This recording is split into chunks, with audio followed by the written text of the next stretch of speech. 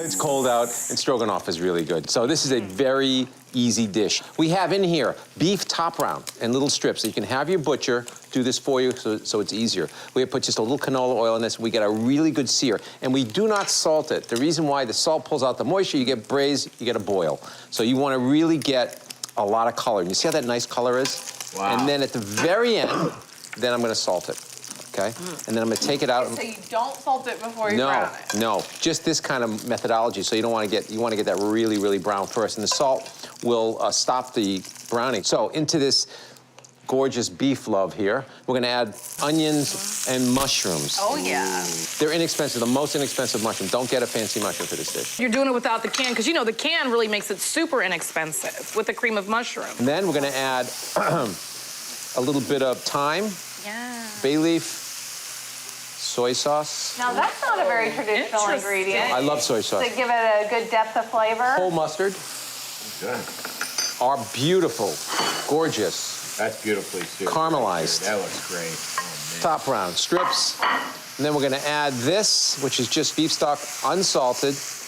And then we're gonna turn it down and simmer it, or put it in the oven. You can actually put this in the oven, I think I prefer, for about 2 to 3 hours until it's very, very tender. This has to cook really, really down low so it gets completely tender, because it's a tough cut of meat. Yeah, it's a braiser, it really is. Okay, so it's gonna look like this at the very end, and then we're gonna finish it. Jeez. So we're gonna add to this, we're gonna do the finish. The finish is, of course, a little sour cream and a little cream cheese. Oh, geez, luscious. Extra creamy and rich. So Yeah, what I'm gonna what do is is- going on with your recipe? I'm just gonna put this in and get it, you wanna put it all at once, it brings the temperature down too fast. I'm just gonna get it nicely dissolved, and then we're gonna add a little bit more. And if you want it a little less thick, you can add some water, don't worry about it. But it really, what's great about this Stroganoff is it keeps its flavor. And the next day it gets even better. Just egg noodles, I'm gonna put the egg noodles just on the bottom of a bowl. And they can be room temperature or warm. It's gonna heat it up. And then, oh, man. I'm gonna take a little of my strog that is nice bubbling over here. Oh, my goodness. Look at that. You are such... Kate, you can go ahead and pass that crock of And utensils then down just here. a lot of fresh parsley, really important. Here you are, love. Yeah, that's, I'm going right for this. Oh, look at that. That beef looks like it's falling apart. Jeff, be a man, all right? oh, sorry. That one's for America. Can't reach. GG. Jesus. You like that? I mean, There's so much rich flavor going on in there. It's just the perfect beef stroganoff. I mean, All right. I think that this beats my 12-year-old. Red wine braised short ribs. Fall off the bone. Where's the meat? In the pot. Where's the bone? On the spoon. So I have 5 pounds of bone-in short ribs in a bowl here. I'm just gonna add liberal salt and pepper because this is a lot of short rib. A half a cup of flour, and the flour is gonna help get this really nice brown sear. And I'm only using enough flour to coat the short ribs. We're not deep frying them. Just gonna sear all sides of my beef ribs, creating a nice little crispy layer. What's left over in the pot is the start of your layers of flavor. While that's searing, I'm gonna get my veggies ready. So I have carrots, celery, onion, and garlic. I'm just gonna put this in my food processor. Everything is gonna break down in that oil, and it's gonna really enhance the flavor of those short ribs. I'm adding 2 stalks of celery, 1 large white onion, and 3 cloves of garlic.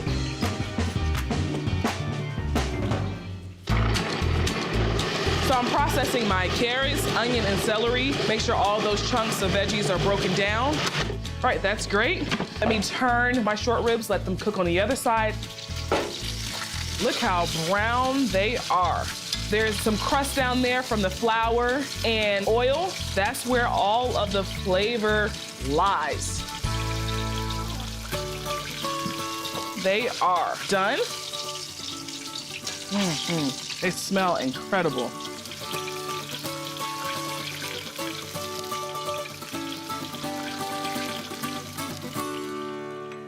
I'm just gonna add my sauteed veggies right to the mixture in the pot with the oil left over from the short ribs. I'm just cooking the veggies until they become nice and soft and some of that liquid from the veggies cooks out. Now I'm gonna add some tomato paste. The tomato paste is gonna help it thicken up as well. Now, I'm gonna add some flour, and that's gonna help the braising liquid get just a little bit more thick. Pinch of Italian seasoning, that's oregano, parsley, thyme, 2 cups of beef broth. The beef broth is really gonna enhance that flavor.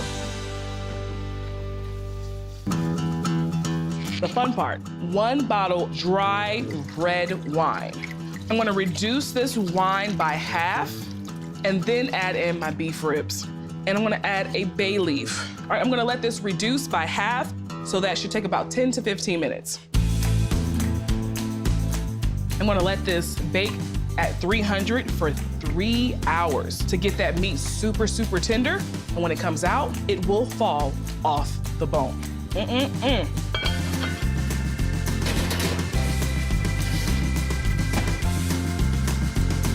It's a classic, easy beef chili. I know I'm gonna get all sorts of comments. Yes, you are. Because everybody's got lots of opinions about chili. Everybody's got their own. This is just mine. Well, I see the beans over there. I think so it's the most controversial main course there It is. is. It is, because there's so many Yep. different ways to make it. No beans, with beans. I'm a those bean are- gal. Yeah, I I am love too. beans. Love beans. Plus, Yeah. come on. They're good for your heart. You're like, why not, though? I But mean, you I know spread- an entire state, but there's other states that make chili. You made I it great with the chunks of beef. I remember that. Yeah, remember Oh, that? yeah, That that was was good. But I think it's delicious. great with beans. Okay, What? I've got my onions cooking here in a little bit of oil. I'm gonna add to them some garlic. And I've got some minced jalapeno here. So far, not controversial. Yeah. No controversy So here, far. right? So far, Let's so call a far, flag. so on it. good. And I'm gonna add to it my ground beef. All right, well, we're Okay. good. We're good. All right. We good? 20? We good so far? Yeah. What do you want me to shred Chef. this? Is this bean cheese, though? Is this made out of beans? No, you want me to shred this? It's and what- organic. Jeff? Just pick the I'd cilantro? like you to grate that cheese for me. I'm a big fan of buying a block of cheese and grating it yourself. I like the extra moisture content you get versus buying the bag of the shredded. Amen. I think you get more flavor, and Amen. it's a lot more economical as well. So I've got 2 pounds of beef here. I am just gonna brown that up. Let me turn my heat up a little bit, get a little color on it. Here, I'm gonna bring this down. We call them to- West Virginia Mount Queso. That's right, it's a Mount Queso, y'all. Okay, so I'm gonna put this down here with I our missed little that one. chili bar, because we gotta have all the toppings. Just pick And this. I like whole leaves. I do just too, I pick do the too, I do leaves. too. Yeah. 100%. You chop it Yep. up, it loses everything. All right, so I'm getting some color on our beef here, and I'm gonna add the spices into it. Gotta have chili powder, of course. Yeah. And even though there's already garlic and onion in there, I bump it up with a little extra garlic powder and onion powder. I find that it just intensifies that flavor. Bump it up. A little bit of cumin, Okay.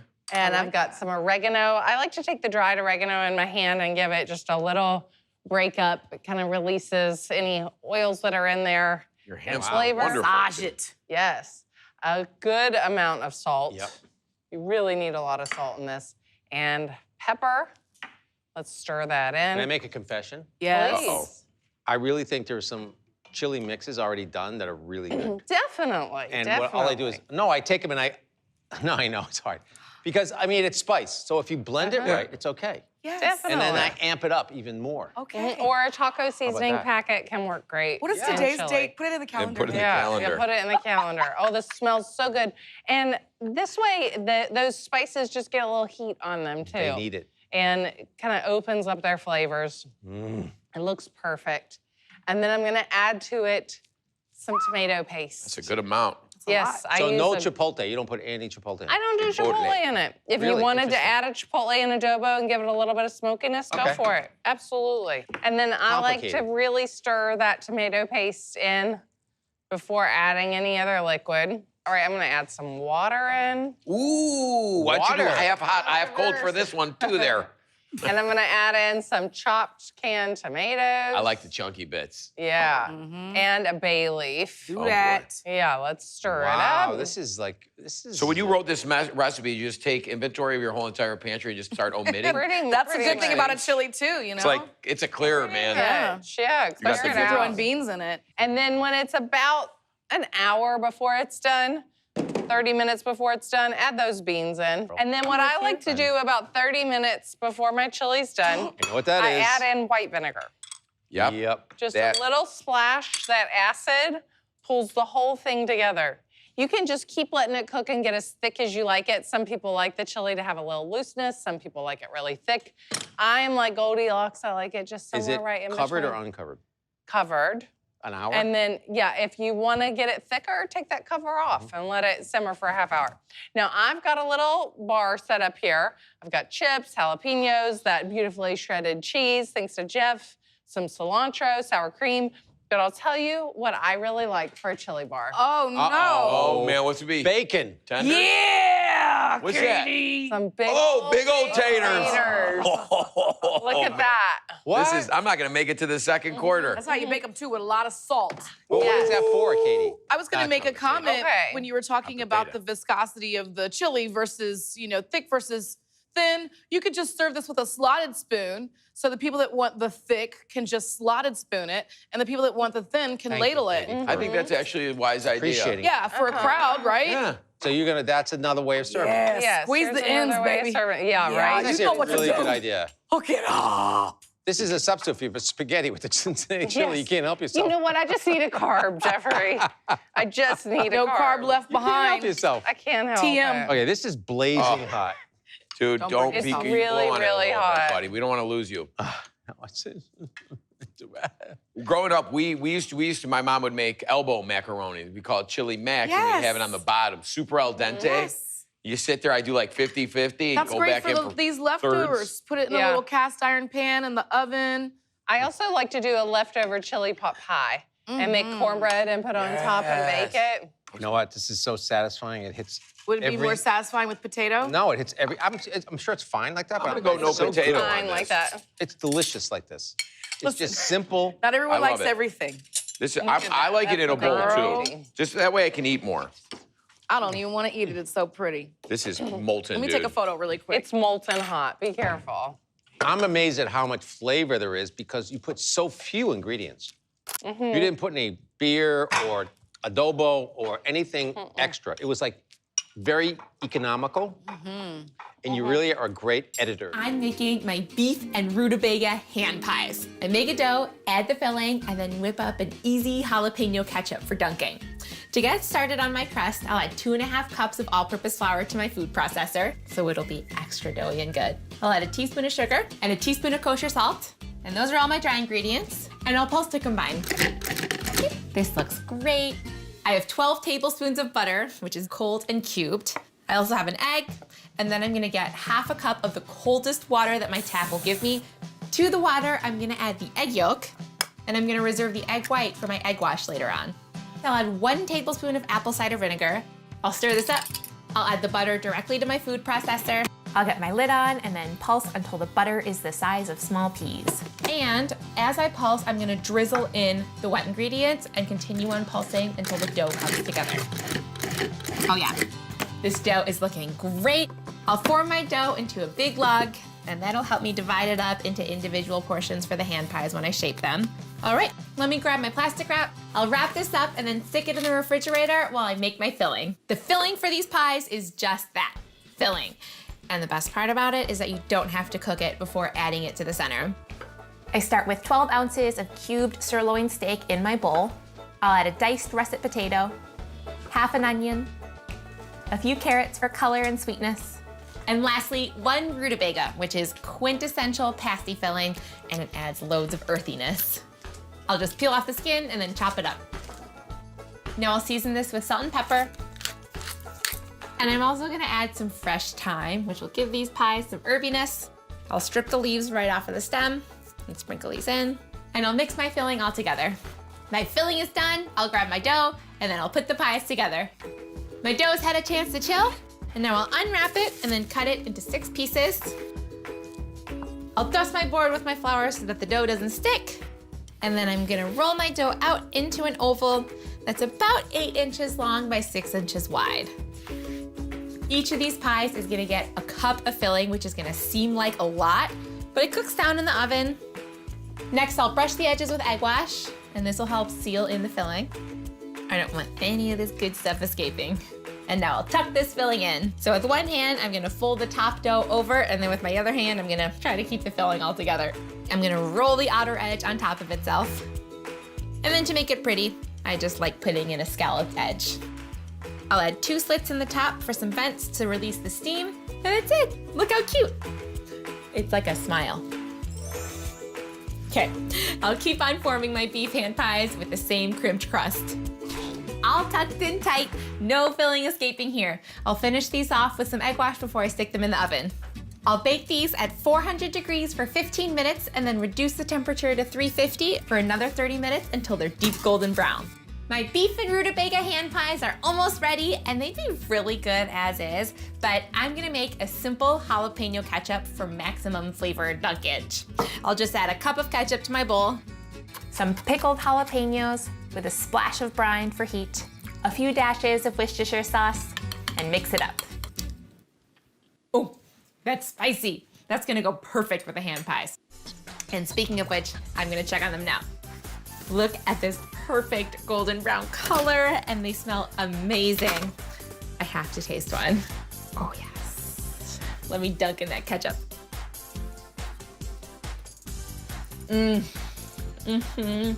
It's so buttery and flavorful, and the ketchup is the perfect touch. The last thing Hyacinth needs is to worry about cooking dinner every Friday night. So I'm gonna whip up some yummy beef stew with cheddar cheese grits for Hyacinth, and that way she won't have to think about dinner at all. I've got 2 pots going because I'm actually gonna make one for Hyacinth's family and one for mine. I'm gonna brown the meat first. I got a chuck roast and cut it into big cubes. I actually haven't told Hyacinth that I'm making dinner for her. I'm just gonna run in and pick up Alex like I always do and then spring dinner on her at the last minute. Okay, the meat's nice and brown, so I'm gonna go ahead and take it out of the pot. It's by no means cooked. It looks like it is, but in the stew, it's gonna simmer for a couple of hours, and this chuck roast gets so tender. I'm gonna add an onion to each pot. The pot is nice and brown. It has a lot of bits from the meat in there. And then I'm gonna add about 3 cloves of chopped garlic to each pot. All right, now I'll just stir the onions and garlic around a bit. The pots are so hot, they're almost translucent already, so I really just need to cook them for about a minute.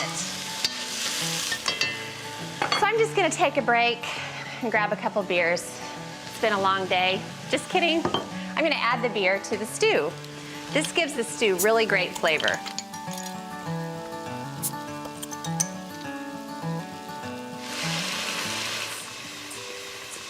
So I'm just gonna add 32 ounces of beef stock to each pot.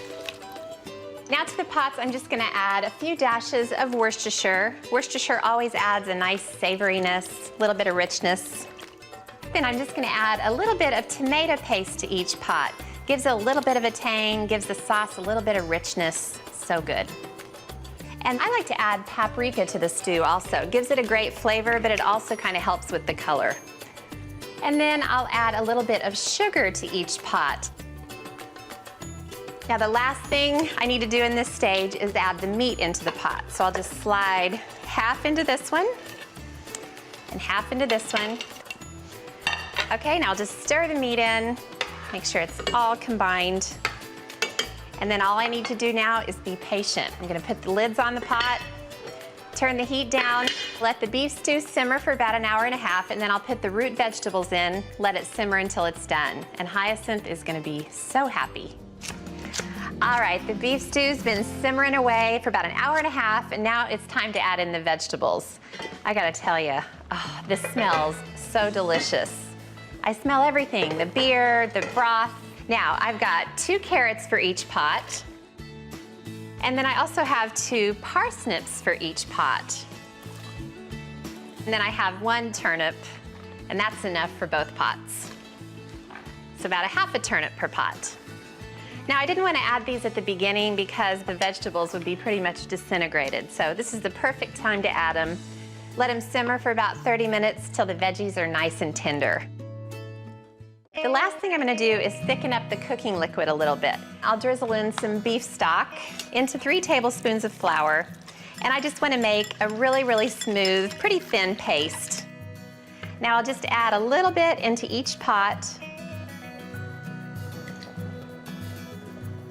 And then it's gonna keep bubbling just for about 10 minutes or so, and it's gonna make the stew just perfect and rich and thick. I'm hungry. 3 things I love about filet beef with mustard horseradish sauce are, filet beef may be a little expensive to buy, but it's so easy to prep, I don't mind. The second thing is the sauce is like 5 ingredients whisked together in a dish. That's it. And the third one is that I have this great system so the filet beef comes out perfectly roasted every time. Let's go make it. So let's roast a filet. So I know this looks a little daunting, but it's not, trust me. So I asked the butcher to trim and tie it. So trimming is taking off all the fat, and then that little layer of silver that's sometimes on it, taking that off too. And then tying it so it's nice and round, and sometimes there's like this little end, help tie it under. And the point of tying it like these little strings is to make sure that it's very even. So the beginning, the middle, and the end all cook at exactly the same time. So it's gonna be perfect. So that's the filet, and I'm gonna just dry the outside. And the point of this is so the butter that I'm gonna put on the outside sticks to it. That's the drying. So 2 tablespoons of room temperature butter. You want it to be really soft. And then I just do it with my hands, just slather it on the outside. And the point of this is to keep the meat really moist. Also, then the salt and pepper that I'm gonna add is gonna stick to it. I actually did this with Jay Leno once a long time ago on TV. I had him rubbing butter on a filet of beef. If he can't make a joke out of that, he doesn't deserve to be a comic. It was really fun. Okay, so I'm gonna just rub this all on the outside. Get butter all evenly all over it. Good and messy. Tablespoon of salt. I know it's a lot, but you really want, you've got a whole filet of beef to season. You wanna make sure it's really well seasoned. And a tablespoon of pepper. Slippery hands. This is such a great dish for a holiday. It's not really Tuesday night dinner, but it's for a holiday or for a special event. It's so easy to do, and people are so impressed that you can make a whole filet of beef. Okay, I'm just gonna wash my hands. Into the oven, 500 degrees. It's really hot.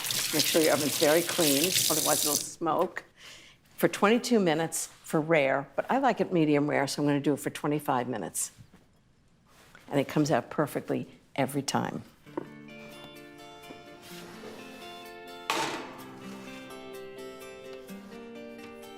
Next, mustard horseradish sauce. Oof, say that 10 times fast. Okay, so first I need 1.5 cups of mayonnaise. Mayonnaise is a great base for sauce. The key is that it doesn't taste like mayonnaise. When I have the store, I would make all these like chicken salad with mayonnaise, but I'd add white wine or mustard or something to take away that kind of distinctive mayonnaise flavor. 3 tablespoons of Dijon mustard. And then, because I want it to look like mustard and taste like mustard, 1.5 tablespoons of coarse grain mustard. And then you see the grains of mustard and that kind of little bite of mustard, which is great. Tablespoon of horseradish, not too much because it's really sharp. And 1/3 cup of sour cream. So the mayonnaise and sour cream together kind of like mask the fact that you started with mayonnaise. That should be about 1/3 cup. And salt. And just whisk it all together. So you've got a really great high-low thing, really fancy filet of beef, and a sauce that you made from ingredients in your pantry. You almost didn't even have to shop for them. I'm just gonna put this in a bowl. Maybe a simple sauce, but you put it in a fancy bowl, it looks fancy. I actually collect these hotel silver bowls. They're really great. It's kind of not your mother's fancy silver. It's like silver that hotels used to use, so it has that patina. I love it. And that's the sauce. Okay, the beef's almost done. I'm gonna take it out to rest, and then we're gonna go to the garden. So I'll take the filet out. Boy, does that look good. I'll cover it in foil and let it rest while I head outside. So you wanna come see the garden? I've just recently redone it. I mean, the truth is, I'm always redoing it. But instead of adding things, I seem to be taking things away. So it makes it simpler and simpler. So I've got big boxwood, well, they used to be boxwood, now ilex hedges, big squares, willows in the 4 corners. Aren't they crazy? I love the willows. I think they're really fun. And this is Nepeta. No, it's not Nepeta, actually. It's Calamintha. It's Nepeta in the spring, but Calamintha later. Beautiful big white flowers. And I love the geraniums. Aren't they crazy? They just get bigger and bigger and bigger, all purple. But it's really simple. It's not complicated, right? And then over here, I've got all kinds of cutting flowers and vegetables. Got white zinnias, a riot of zinnias. Of course, I only use the white ones. Lots of butterflies. And this is the craziest thing. It's the biggest basil I've ever seen in my life. I think it's time to make pesto? I would say so. That's crazy. It's almost as big as me. But I need parsley. I think it'd be really nice on the platter. So, like a big bunch of parsley with a filet of beef. That'll be really great. I've got celery root here. This looks pretty good, doesn't it? Celery root. Okay, let's go back to the filet of beef. I'm gonna show you how to carve a filet of beef, and trust me, it's so much easier than like a standing rib roast. Okay, so I think it should be perfect. It's been resting. Now, how gorgeous is that? So I'm gonna put it on the board. And the first thing I need to do, it's still really hot. It's amazing how hot it stays under that foil. First thing I need to do is get rid of all the strings. Nobody wants to eat string. So I'm just gonna take each string off. First time I ever had a whole filet of beef was at a friend's house in Washington in the 70s. Geoffrey and I were invited to somebody's house for dinner. It was a guy, a single guy was making dinner. And I thought, oh, this is gonna be really bad. And it was the days when I was making like Julia Child's recipes, really fancy French things I was teaching myself how to cook. And I said to Geoffrey, we should probably eat something before we go to this guy's house, because I thought it was gonna be terrible. And when we got there, he had roasted an entire filet of beef, which I thought was so elegant, I couldn't believe it. He'd baked his own bread. And he'd made something like chocolate mousse for dessert. It was just stunning, absolutely stunning. And after that, I actually decided that my cooking should be simpler, that it shouldn't be so sort of French and fancy. It should be really elegant and really simple. I wonder if he knows how much of an influence he had on me, all the way from the 70s. And one thing about having a filet of beef in your repertoire is you can always make it with lots of different sauces, and you've got something totally different. So this is with mustard and horseradish sauce, but I make it with a blue cheese sauce by just boiling heavy cream and adding blue cheese to it, which is so good. I sometimes do it with a basil parmesan mayonnaise. So it's like a summer dish or a winter dish. One filet of beef, lots of different ways. Okay, so this is done. Just takes a second, but it's really important to take the string off. And then I'll show you how you slice it. And this is the moment. I always think, I hope it's perfect. And the good news is, it always is. So I like sort of thicker slices, and each person gets 2 slices. So, wow. Now tell me that isn't perfectly cooked filet of beef. So when I put it on the platter, I actually slice most of it, but not the whole thing. I think it looks nicer to have a big piece at the end. You can always slice more. One filet of beef will serve like 10 people. That's why it's great for parties or for holidays. And if there are leftovers, you can make little sandwiches the next day. Very elegant sandwiches. I'm just using a small, sharp slicing knife to really just make sure it's sharp and get nice slices. Okay, so onto a platter. I've got a big, long, narrow platter, which is perfect. I'm gonna put the big piece on the back, just like that, and then try as much as I can to put this right next to it. Yay, I did it. And then some parsley, just to make it look better. Always looks better with something green on the plate. Just right down here. And mustard horseradish sauce, it's great together. And happily, there's always a little bit of filet beef left over for whoever carved it, me. It's so tender and so flavorful. It's really great. And that's roast filet beef. That's pretty easy, right? And the mustard horseradish sauce, even easier. Your friends are gonna be completely knocked out. Bacon wrapped tenderloin roast. What I got is some plastic wrap out there. There's the tenderloin, and here's some bacon. You take that, start laying the bacon down. I'm gonna go over here and season the tenderloin. A little kosher salt. By the way, I've never got the story. How did you pick Ferndale? I don't remember. That's compelling TV. Yeah. All right, little cracked black pepper, some kosher salt on this beautiful tenderloin. The great thing about the tenderloin is the yield is huge. Besides taking off a little bit of fat, Dad, or a little bit of silver skin, this thing's ready to rock and roll. Now what we're gonna do with it is it's rolled around in the salt and pepper. Now check this out, Dad. I'm gonna drop this right in here. There's not a lot of fat in the tenderloin, so we're gonna fortify it with the fat. What were you calling it the other day, larding? Larding. Okay, so what we're gonna do here is get this rolled over once. See how my dad overlapped each piece of the bacon? That's so when the bacon starts to shrivel up, when it starts to cook and render down the fat, it's not gonna be a bunch of separated pieces. We roll this up, look at that, gorgeous. Now here's where it starts to get weird. It's gonna get weird, man. I'm gonna roll it back over this plastic wrap, Dad. And the idea behind this is the bacon's cool now, the tenderloin's cool, but I want it to get really cold because I want to make sure that that bacon adheres to the tenderloin. This is compelling. He is on the edge. Oh, he smiled a little bit there. All right, Dad. I like this. So you take this, you throw that in the fridge. And I've got my cast iron skillet cranking. I'm dropping just a bit of oil just to kind of get things started. And what I'm gonna do is take it seam side down. That's where the bacon all kind of met. Drop it right in. Gonna sear both sides or all the way around it and then pop it in the oven, 375 degrees for, I don't know, say, till it's 125 degrees inside. Nice medium rare, let it rest a little bit. All right, Dad, look at this. The star of the show. Oh, beautiful.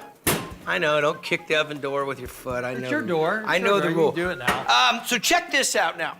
What we've got here is the tenderloin wrapped in the bacon. We're gonna pull it out, medium rare, 125 degrees, but now we've got all this fat, all these drippings in the bottom of the pan. That's where all this big flavor is. So I'm gonna grab some shallots, a little bit of garlic, and a knife. Okay? We'll get the shallot in first. Let me position myself here. Dad, as soon as you think you got enough of those ready to go, you can go ahead and start dropping them in the oil. Okay? Take a little bit of shallot, peel off that skin. If you think that that's gonna be tough, just take it a little bit further. Don't put in that skin that's gonna be really tough. It'll never cook down the right way. Okay? Here we go. In the shallot, pan's not quite hot enough. We'll add a little bit more heat to it. Same thing with a little bit of garlic. But you should smell the flavor coming out of this pan. There we go, now it's starting to open up. Now this is what's gonna make this sauce really unique.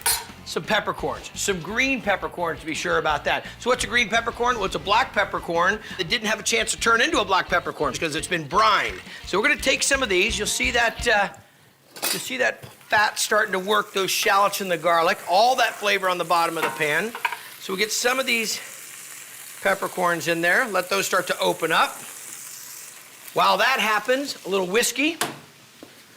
Where are you wandering to? Wash my hands. Good 3 sinks. Okay, this is all happened. Now this is the real key here. We're gonna deglaze the bottom of this. In with a little whiskey, a little Jack. See if that burns off. There we go. So a little bit of that dynamite sauce, the peppercorn sauce we made there. I'm gonna slide you out of the way. Grab a pair of tongs, and look at this. We took this tenderloin, salt and pepper, wrapped it in bacon, cooked it in the cast iron first, just put a nice sear on it, then put it in the oven, 375 degrees, and tell me that is not a beautiful medium rare to medium. And the bacon to go with it. There we are. Another one. Pops, you doing good? Yeah, we're great. Okay, so let me give you a little serving here. See that? Finish off the oven. You can almost guarantee to get the temperature you want. And then we finish it here with some of the green peppercorn sauce. Put a little beef stock in there to kind of carry it along so it wasn't all cream. You hiding these from me? No, take it. You were hiding them. Take it. All right, what do you think? Get a little bite. Tell me what you think. Just cutting into it right now, I can tell you it is super tender. I'm Sunny Anderson, and I am ready to work with you to make my Brooklyn beef patties. Now, I love a beef patty. If you've ever had an empanada, pretty similar. I find a lot of different cultures have a patty, the samosa, the chimichanga. It's kind of like a big patty that you fry. And I'm gonna show you how to make mine. It's flavorful, it's easy, it's delicious, and you can even freeze it and fry it later. And you can also bake if you want to, but I just love frying. The crispy crunch that you get from it is just delicious. So I'm gonna start by breaking down my ingredients and getting them into my pan. I've got a big nonstick pan here. You can turn it on now to like a medium high. Just depends on how fast you think you can actually chop up all of your ingredients, which is going to be the onion, half of that, potato, the whole thing, and 2 cloves of garlic. We're just really gonna grate into there. So actually, I'm gonna take my time, I'm gonna chill out. I'm put it on like a medium low, but we're still preheating.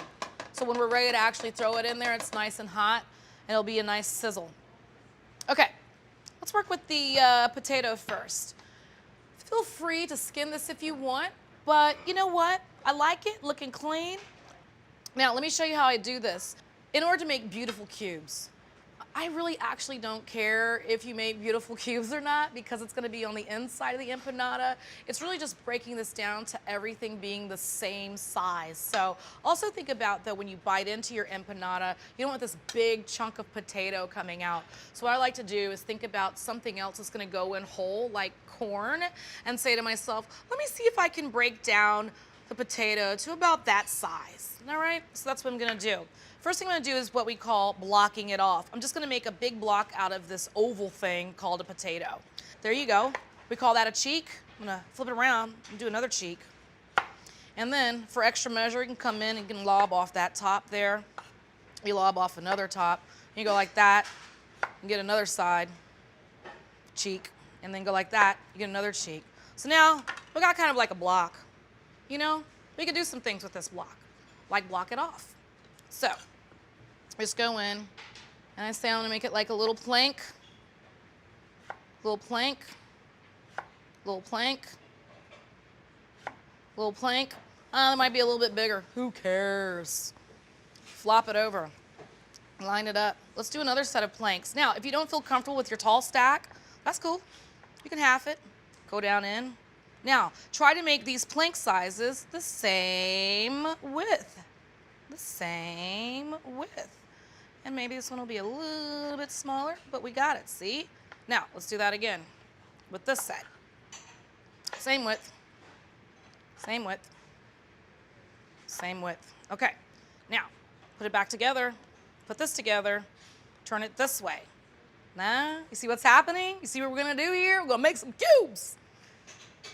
Go in, cut, cut, cut. All right, simple. See these cubes happening? They're happening. They're happening, okay? They're happening. Someone very meticulous will probably get out like a ruler and start like measuring it, and that's called a culinary school professor. I am not that. Go in, and again. Now, someone also very meticulous will just be so annoyed by these little pieces here, but I bought the entire potato, so we're gonna use the entire potato.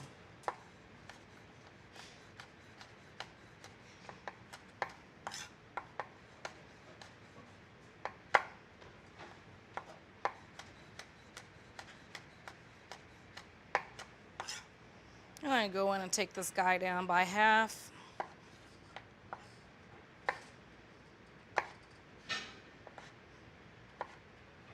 Give it a nice little turn.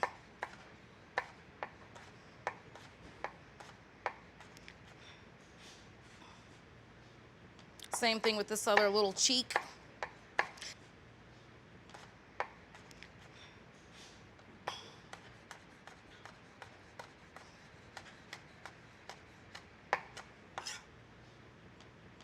Okay. And then just give that a nice turn again and go in. All right. Right through, same thing.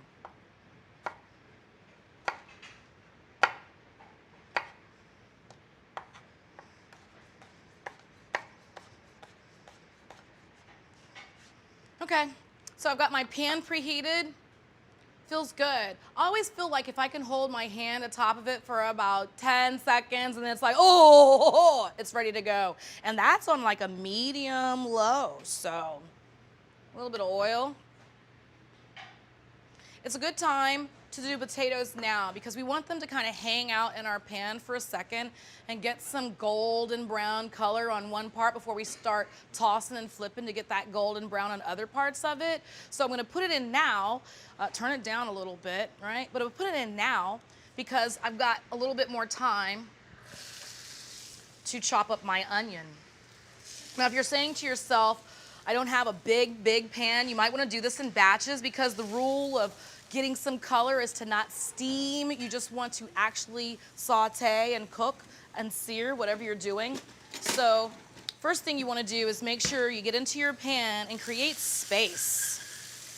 Try to give yourself one layer. I don't really get too mad if I don't have one layer. I just really care about the space because when I do the toss, that second layer that's on top will end up on the bottom. Now look, just a little bit of olive oil, potatoes, down. I'm gonna hit them with a little bit of salt, not a lot.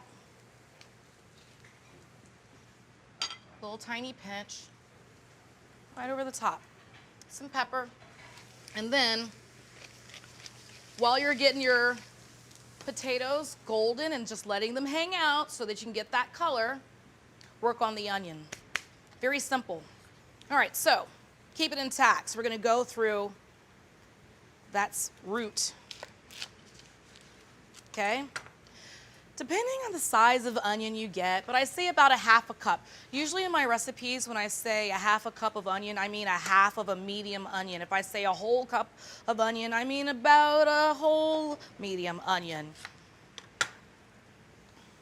So I like to cut it in half, and then I just cut that little tip off of the edge, peel it back. It's up to you if you like to take off that first layer. Sometimes I really do like to take it off.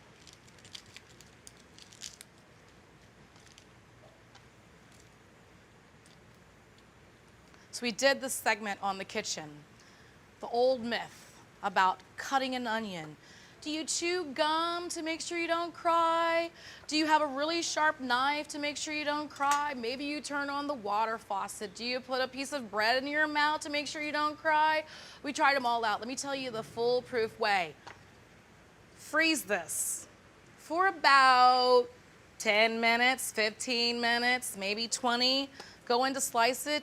No tears. So if I start crying, I mean, you know, we didn't freeze it. This is room temperature, and I'm just gonna take one for the team. So it's on its side, it's halved. Just gonna go in here and make some slices. You don't have to be perfect about this. You just have to think about the sizes of everything. You got your potato, right? You got your potato piece here. Come here. You know what I'm saying? You got your corn kernel here. You know what I'm saying? So if we look at that and we say, ooh, let's make it kind of the same size, we're feeling really good about that, okay? Let's come in here and do the same thing across the equator. Come on up, all right?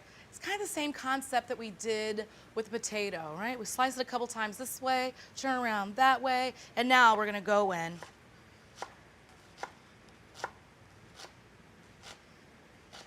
Now, if you are lazy like me, and you go to the produce department and you get the onions that are in the plastic bin.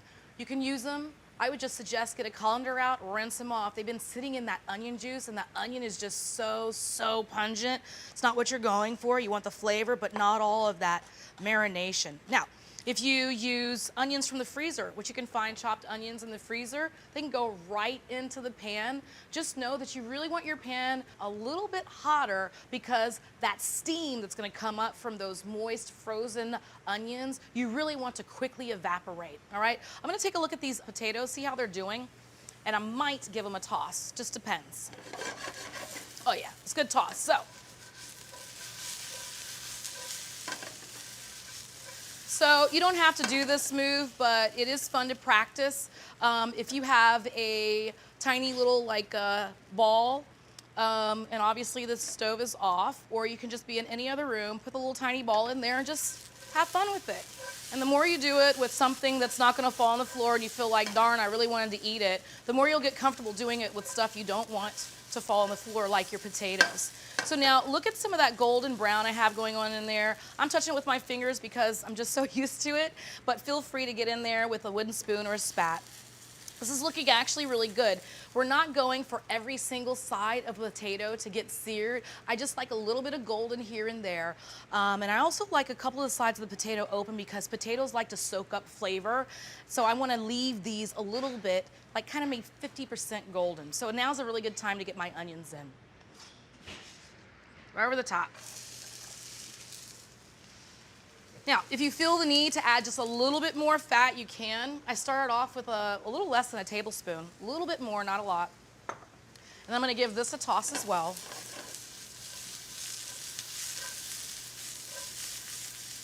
Maybe hit it with a little bit more pepper so I can see it. Maybe a little pinch more of salt. I try to salt every level as if I'm only salting what I just added. It allows me to not over salt things. So now that the onions are in there, getting nice and tender, good time to get the garlic in. Let me show you a trick with my garlic if you don't buy it already peeled. I like to just kind of cut into it. Not all the way. I use that little dry tip. I cut into it halfway. And then I can peel it back. And it's attached to one piece of the chaff. It really gives me a starting point to start really peeling it.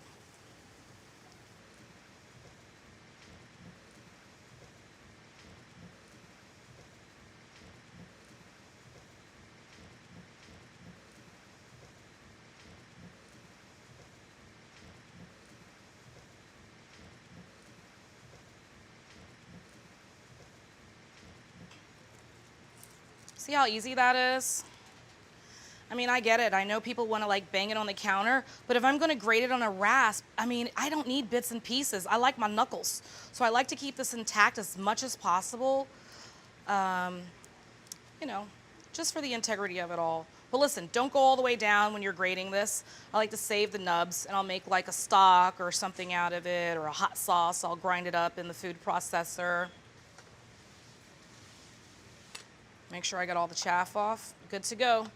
All right, so let's take a look at this. Okay, now, what I like to do at this point, if the pan is sufficiently hot, garlic doesn't need to be cooked super crazy long or hard. So I've turned off the heat, all right? And now I'm just going to grate my garlic over my pan.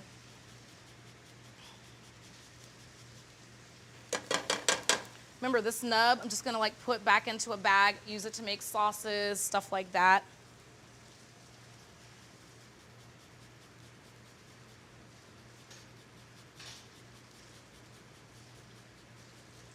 Smells so good. Just garlic, man. All right, so you can stir or toss, doesn't matter. Sometimes it's nice to stir it, make sure that garlic is completely mixed in everywhere. You can smell it. You hear the sizzle? Stove is off. No flame coming. Ambient heat is doing all the cooking for me right now, which is a good way to not burn your garlic. No one wants burned garlic. All right. Now remember, this is gonna cook again because we're gonna deep fry it inside of an empanada pocket, if you will, AKA my beef patty pocket. So you don't have to worry about super cooking everything until it's done. 2 parts of cooking. All right, my handle, a little warm, right there. Let's get this in. So I'm gonna put this to the side. If you feel that you've got tons and tons of fat still hanging out in your pan, use a slotted spoon to take the potato, onions, and garlic out. If you don't feel like your potato, onions, and garlic are gonna be swimming in fat when you put them into like a plate or a bowl to the side, everything is bueno, AKA fine. Just put it in a little vessel and have it wait for the next part of your cooking party, which is now. All right. This goes fast, but it's really, really simple. So hopefully you have everything kind of set out and ready to go. I've got my 80-20 beef. My 80-20 beef, that's 80% meat, 20% fat, and 1 little cube of potato that made it in there. It'll have have fun on the second ride in the pan. I've got some chili powder, some dried thyme, allspice, a little tiny pinch of cinnamon, some curry powder, some cumin, and some corn. So I've got my pan here. It's non-stick, which I also feel allows me to use a little less fat because it's gonna move around and slide around for me.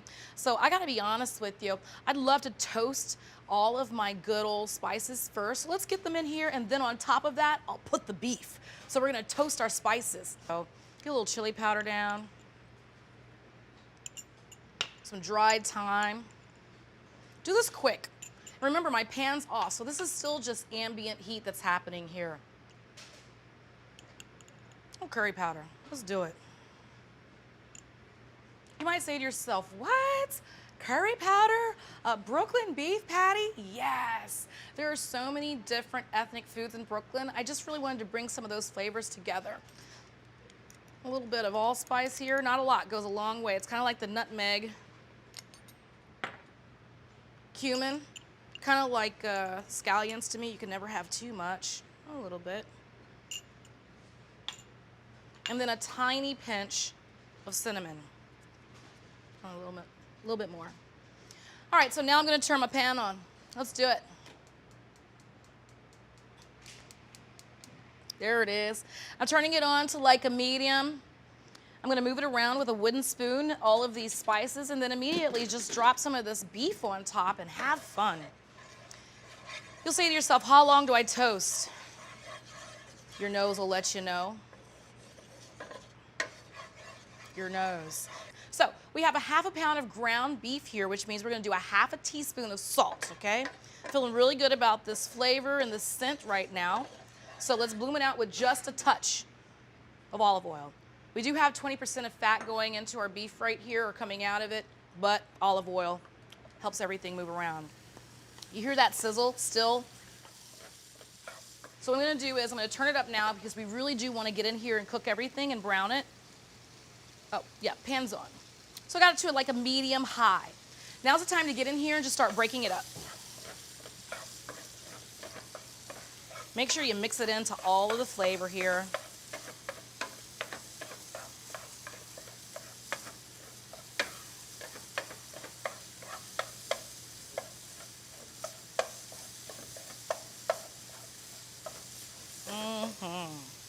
This smells good. Yes. This right here, just get some of that microwavable rice, blend it in, stuff it into a pepper that you hollow out, put that in the oven at 350 for about 20 minutes. Another recipe. It's delicious. You can also stuff a tomato, but I think a pepper would be best.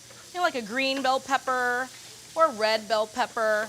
Lob off the top, get the seeds out, put this mixture that's always blended, also blended in with some white rice or wild rice would be delicious. Putting that in the oven, maybe some cheese over the top. This is good. I'm just letting you know, you getting more than one recipe with me. Getting tips and ideas. Okay, so now see how the ground beef completely cooked through. Perfect time to add our sweet note. Sweet note? Yeah, sweet note, corn. Okay, listen. This is not a lot of corn. Don't worry about it. If you don't like corn, you can leave it out. But if you still want to put like a little bit of a vegetable pop in there, frozen peas are delicious here, or fresh peas. Give it a try. If you don't like the peas, okay. What about carrots? You can dice those down. That'll work. Or you can get the frozen peas and carrots from your freezer section and add it right in the same amount. So, you know, a recipe is a good starting point. You don't have to pay 100% attention to it unless it's baking. Then just do it right. You know what I mean? All right, corn in. Nice hit of sweetness. Plus, it's nice when you bite into an empanada or a beef patty, which shout out to Jamaica. That's what that allspice was all about in there. See, I got the curry from my Indian people in Brooklyn, and then I come through with all the other flavors. The corn is just, you know, I love corn. What can I say? Especially in the summertime. All right, remember that mixture? It was the oil. We sauteed the potato in that we diced down with the onion, the garlic. I mean, that is it. That's everything. Look at how beautiful this is. Now, before we're gonna go and put it into some pastry, fry it up, and then serve it to our friends or eat it ourselves, I wanna know what it tastes like. I wanna make sure I don't need to add any more salt or any more whatever, you know? So let's go in here. I'm gonna turn this off because everything is cooked. I just wanna mix it together and I actually wanna taste it. Look at that flavor. All right, so I got a little bit of, I wanna get a little bit of everything.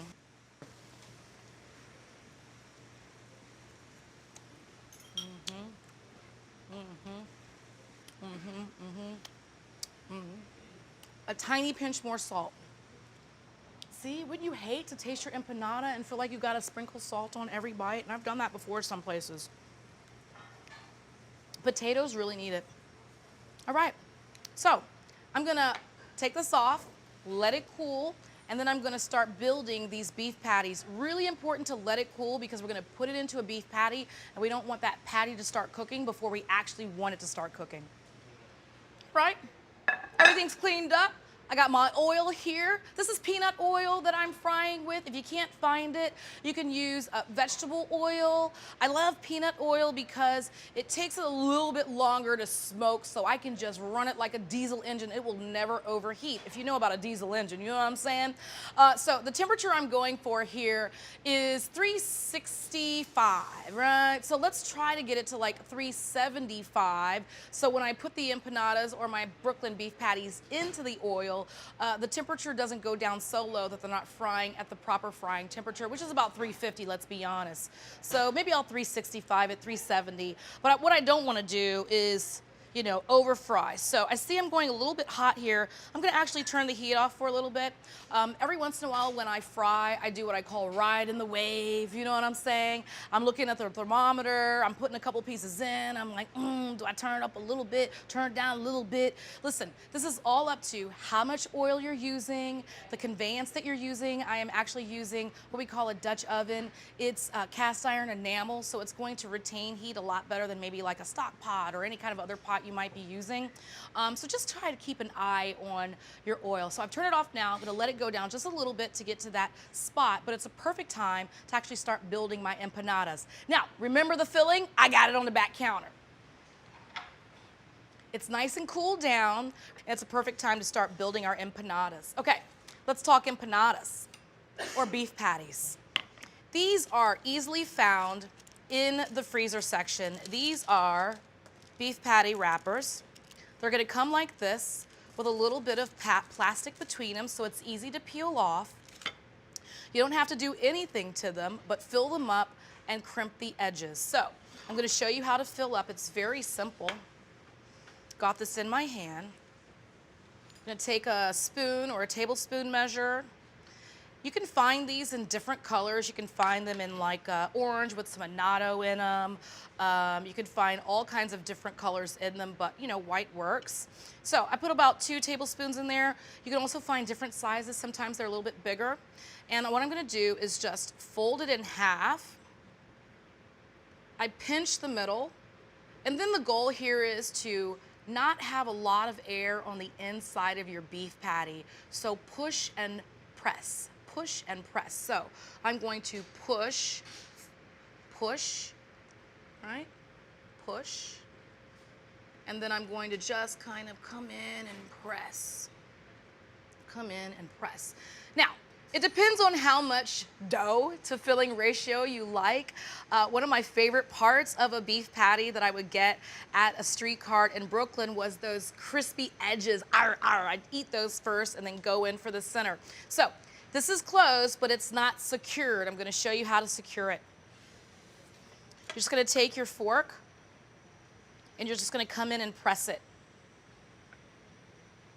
And then just lift it straight up. Keep going around.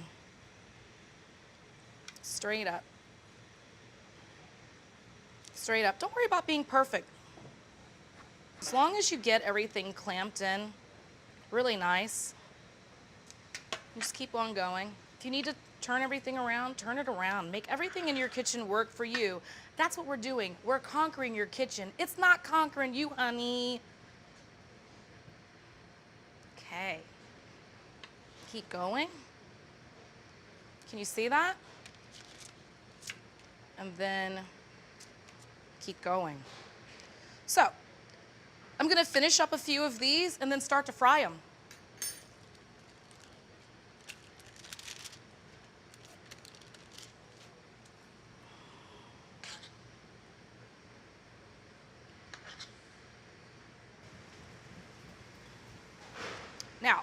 If you go to the grocery store and you buy these empanada or beef patty wraps and you make this recipe and you've got some wraps left over, oh, let me tell you, chop up some potatoes, chop up some chorizo and cook it down, put it in there. Okay, fine, you wanna do something sweet?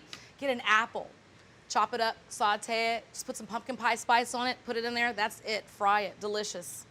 Dessert.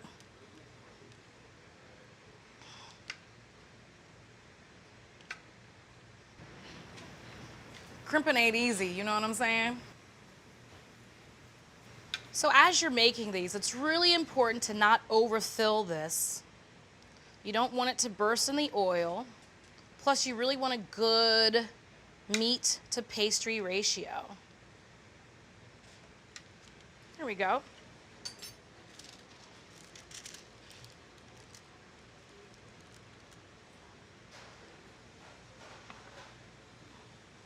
You can make some breakfast beef patties.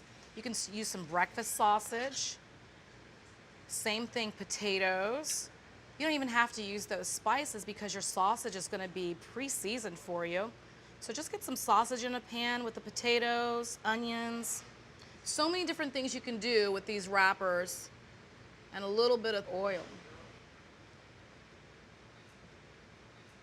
Oh, there you go.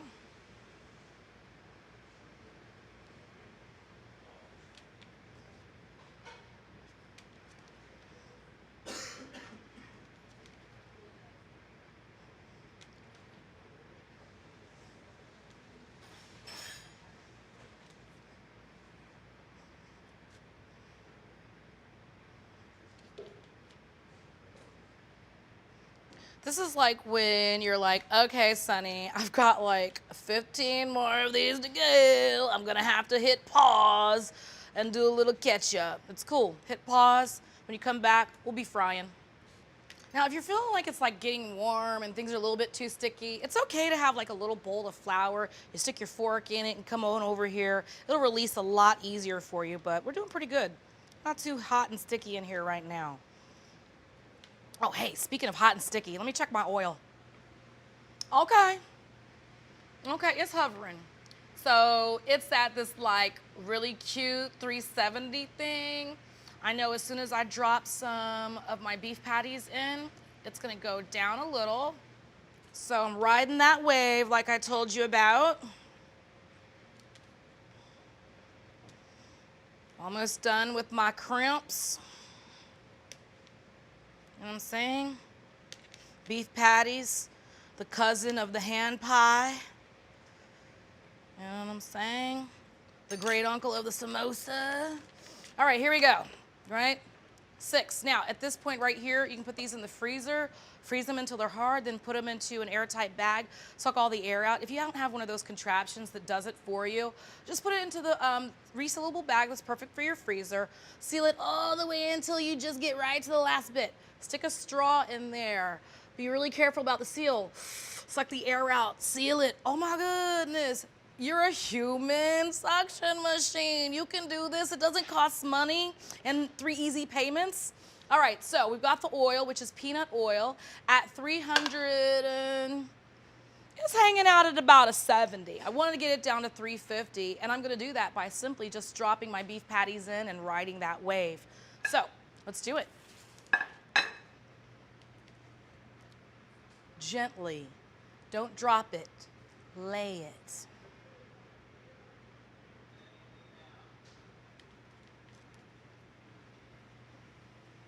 Watch your temperature. Place them in the pot away from each other so when it floats up and it's still kind of sticky, it's not touching. So let me get my spider so I can move them around. These are gonna cook until they're golden brown, about 3 or 4 minutes. Maybe one more in. Move this baby. Oh, I think I can fit one more. Don't overcrowd, okay? So watch your temperature. But I think I could add one more and still be in that good frying zone. Now these are gonna start floating to the top. you know, maybe halfway through, you're gonna feel the need to flip it over. Sometimes when you flip them over, they're gonna wanna right themselves and go back to the other side. I just kinda hold it, you know what I'm saying? And I'll show you how. So if you have a hard time waiting, it's a really cool time now to like do that digital timer where you talk to your watch, or you like reach above the stove and you do the timer for like 1.5 minutes or 2 minutes, or you just look at your watch or something like, look, that one flipped on its own, and just hang out. Like, just don't do anything. Just like look for golden brown. You're gonna know when it's cooked because you want it to look like a beef patty. If you don't know what a beef patty looks like, it's cool. Sounds so good. Just sizzling. So now the temperature has gone down a little bit. I'm at that really nice 350 zone, which feels great. So see right here, I'm feeling like, let me flip this baby. You know what I'm saying? Flip that baby, flip it. Let's flip this one. Okay, flip it. Flip it, bop it, twist it, pull it. Remember that game? All right, see? All of them trying to pull these babies around. I'm gonna flip this one right here. Go like that. All right? Just hanging out. Just hanging out. I'm saying, beef patties, it's delicious. You can eat it just as is. If you like cheese, you can add cheese in there. That would be awesome and delicious. I'd say like, you know, a pulley cheese, like a mozzarella, or a Swiss would be fun because it just melts away, you don't taste it. Gruyere is fun. A queso fresco, obviously, would be good in there. Yeah, I gotta tell you, these beef patties were my midnight snack for years. I used to live in Brooklyn in Sunset Park, and on the corner of 60 and 4th was a food truck. And actually, she started off as a food van. She would serve food out the side of her van, and she'd sit on a folding chair, and her sons and daughters would be watching like TV to some kind of a generator or something she had set up. And then one year I went, all of a sudden one summer, because it was like a summertime thing, and they had a truck. And I gotta be honest with you, I feel like all of my midnight snacks kind of fueled that truck, you know, her getting it and buying it and really building her business. So this is really good late night. You're studying, you're eating, you're coming in from the club, you need something fried, you know, and crispy. This is it. This is it. So I'm gonna get my landing station ready for you. A lot of times we'll tell you, take it out to a paper towel lined tray or plate. When I'm frying something like this that I don't want a side of it to sog up, I will bunch these up and create like mountains, okay? And then I will place them within those mountains. So let me get a little bit more paper towel to show you what I do.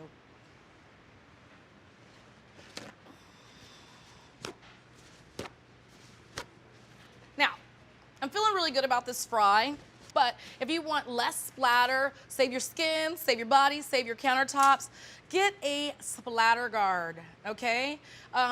They make them in little ringlets, so it'll go over all sizes of your pans and pots. This is vent, so you don't like steam things and contain the heat. And really it can save not just cleanup, but you know, little tiny burns that can happen when you're deep frying. All right, remember, I'm making like little pockets here to place my empanadas because I don't want them to lay flat, you know, and then that side is gonna get soggy. I want them to kind of hang out. A little bit of a cavern beneath them. Let's get them out. See what I mean? A little bit of air circulation going on under there.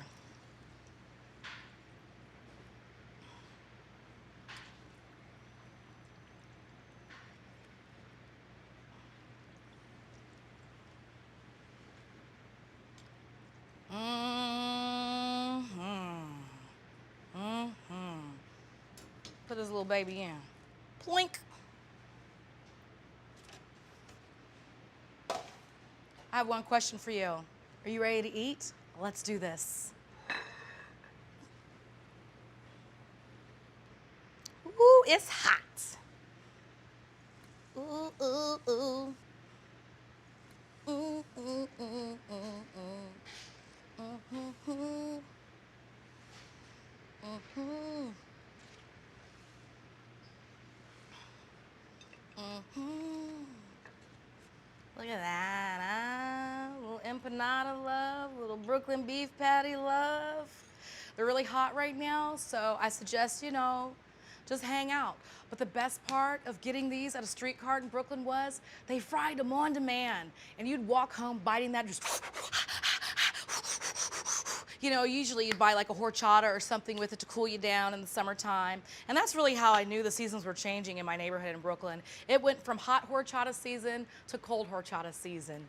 It went from beef patty season to beef patty season. Beef patty is 365, 24/7, just so you know. All right, let's bite into this. It's gonna be crunchy, it's gonna be flavorful, it's gonna be delicious. It's my Brooklyn beef patties. Look at that, crunchy, crunch, crunch.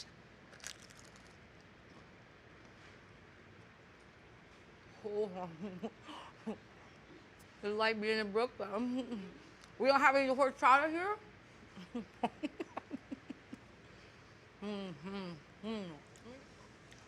I mean, that cumin just takes me right to the center of Sunset Park. Dominican, Puerto Rican, Mexican, just flavor. And I always feel like cumin just smells like meat to me. So cumin and beef together just really go. That curry powder coming in with all those warm spices, and that little hit of cinnamon. You know, cinnamon is a warm spice. It's in curry powder, but not enough to me. That's why I add a little bit more at the end just to punch it up. The corn, the nice pop of sweetness there. The potato just kind of melts in your mouth and becomes a great background for everything else. It's really a way to kind of cheapen this up instead of filling it with all beef. The potato comes through, soaks up that beef flavor, and just still has all of the goodness. And look at this, crunchy, crispy. You gotta try this. Had a really good time hanging out with you. Simple recipe. Going back to my days hanging out in Brooklyn, late night eats at the street cart. You can get this in your kitchen. Conquer it, baby. It's my Brooklyn beef patties. Beef noodle skillet. If there is one recipe I know will always be a hit, it's this one. I've just been cooking some onion and garlic in a little bit of butter, and the onions are getting nice and soft. So this is a good time to add the ground beef. Just a pound of ground chuck, and I'll add some salt and pepper. And then I'm gonna turn the heat up and just crumble this beef and cook it until it's totally browned. This recipe actually has a funny history. One time when the kids were all small, I said, let's go to the grocery store and you guys can pick whatever you want for me to make you for dinner. And you know what they picked? I'm not gonna name any names. They picked the box that comes with a seasoning packet and a bag of noodles. You know what I'm talking about. You add it to ground beef. So I've been trying to make a good homemade version of the box mix ever since. I think ground beef is one of the best proteins when it comes to budget-friendly cooking. If you have teenagers to cook for or a big family, you can buy packs of ground beef and it doesn't break the bank. Okay, that is totally browned. So I'm gonna add a good spoonful of tomato paste. The tomato paste just adds a little bit of richness to the sauce. So I'm just smushing it around on the skillet, mixing it in with the beef. And then remember that box product I told you about? One of the cool things about it is you put the noodles in without even cooking them first. So I'm putting egg noodles, 12 ounces, into the skillet. Now for the liquid, I'm gonna add about 2.5 cups of low sodium beef stock. And then I'll add a teaspoon of smoked paprika, a good squeeze of grainy brown mustard. Trust me, this is all gonna make sense before too long. A few dashes of Worcestershire sauce. Then I'm gonna add a little more pepper because the noodles and the beef definitely need it. I'm gonna stir it, and then I want the noodles to have enough liquid to cook. So I'm gonna add some hot water, about a cup to start. And while it's cooking, if it looks like it needs more, I can splash in a little bit more. And then stir it, make sure all those spices are worked in. So I'm going to reduce the heat to low, and I'll put the lid on, and I'll just let it simmer for 12 minutes, stirring it a couple of times along the way. Okay. It's time for the big reveal. Let's see what happened in here. Oh, it looks wonderful. Now you can totally serve it as it is now. It's pretty much finished, but I like to add just a little bit of creaminess. So I'll add some sour cream, and how much you add is totally up to you. It just depends on how creamy you want things to get. And just a splash or two of cream. It's sort of a Stroganoff idea, but more budget friendly. And then I like to chop up some chives and just sprinkle them over the top. They make it a little bit prettier, and they sure add some good flavor. All right, chives go on. It's nothing fancy, but boy, is it delicious.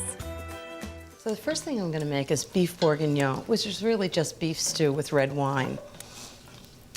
And I'm gonna serve it with a salad with a creamy mustard vinaigrette and maybe a Kir Royale, which is champagne with a little bit of Kir in it. Sounds good. For the beef bourguignon, what I have here is about 1/2 pound of bacon. I cooked it in a tablespoon of oil.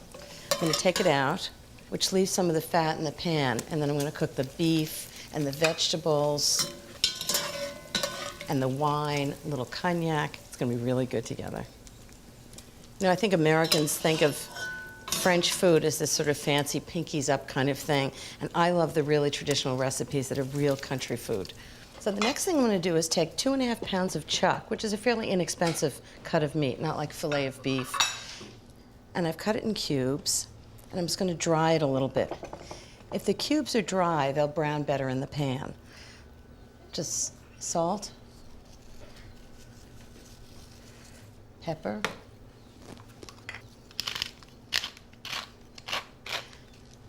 and then I'm gonna brown them in the pan.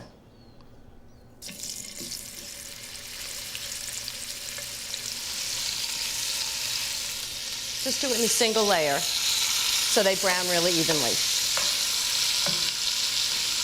Oh, this looks great. So the meat's all nice and brown, and it really brings out the flavor. So I'm gonna take this and take it out of the pan onto the plate with the bacon and just put it all together. You wanna save all the juices, and it's all gonna go back in the pan later. Okay, and then the next thing I'm gonna do is put in the rest of the meat. This is a really traditional French recipe, and I just think it's a much easier way to make it. It takes much less time, but it's wonderful for entertaining because you've got the meat and the vegetables and everything all together in the pot, and if you make it a day or two in advance, all the flavors just get better and better. You just have to heat it up before dinner. Okay, that's done. I'm just gonna take this out. It smells so good already. Now I'm just gonna finish prepping the vegetables. I have a pound of carrots. And now what I'm gonna do is throw them into the pot with all the juices from the beef and the bacon.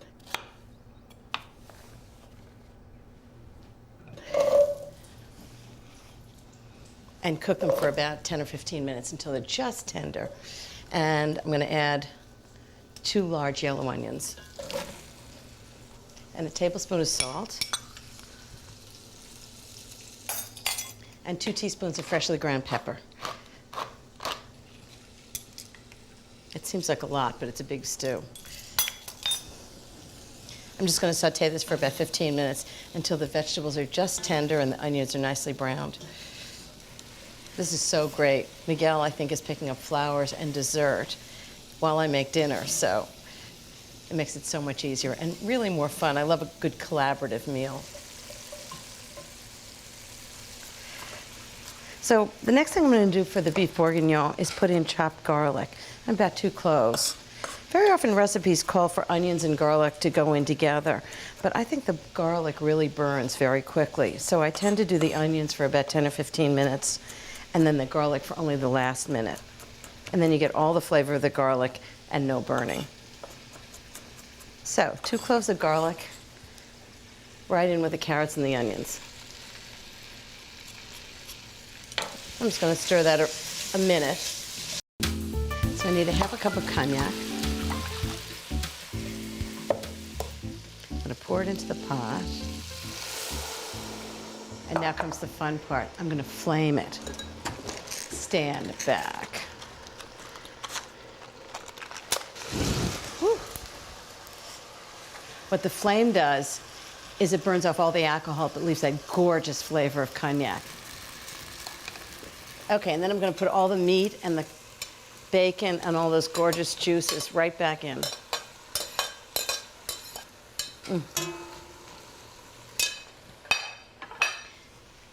And then a whole bottle of red wine, good red wine. You wanna make sure it's wine that you drink. And actually, you can even serve the same wine with dinner.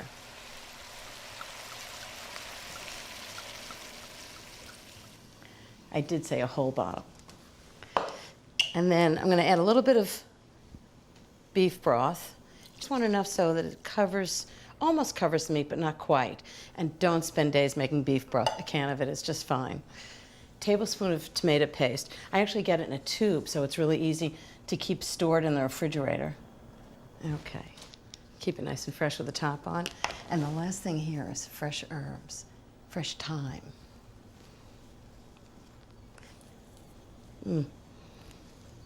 Smelling awfully good. I think Miguel's gonna be pleased. So now it's simmering, which is perfect. Now this is the other novel thing about this recipe. Instead of cooking it on top of the stove, as most beef bourguignon is, and I'm endlessly fiddling, turning up the heat, turning down the heat, I discovered that if I cooked it at 250 degrees in the oven for an hour and 15 minutes, instead of like 2.5 hours as they usually are, it comes out perfectly done. So into the oven, an hour and 15 minutes at 250 degrees, and we're gonna have beef bourguignon. Beef bourguignon should be a really thick and delicious stew, and the traditional French one has lots of mushrooms in it. So I'll show you what I do with the mushrooms. You really don't want to wash them because there's something about them, they just absorb all that water and they just get sort of watery. So what I'm going to do is just brush them off with a towel or paper towel, anything like that. And then I'm going to slice them up and saute them in a little butter. And if they're really big, I'll take the stems out, but it's not usually necessary. So it's about a pound of mushrooms. Doesn't have to be exact. Okay, then the next thing I'm going to do is just slice them really thickly. You don't want little thin slices. You want gorgeous thick slices. Traditionally, beef bourguignon is served with noodles or potatoes. But one day, my assistant Barbara and I decided to test that, and we found it was okay. But the best thing is if you take a grilled piece of bread, rub it with garlic, and then pour the beef bourguignon over it. It's sort of like gravy and bread. Who wouldn't like that? It was really good. So that's what I'm going to do for Miguel. Okay, so big chunk of butter. High heat. Just let that melt. Big wooden spoon. So when you're sauteing something, you always want to let the butter get really hot and then throw it in. It'll really sear the flavor. Okay, nice little sizzle going. And in go the mushrooms. So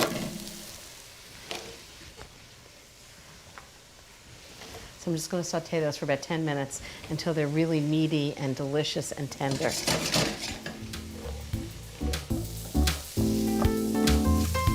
I'm on the beef bourguignon home stretch. So the mushrooms are done.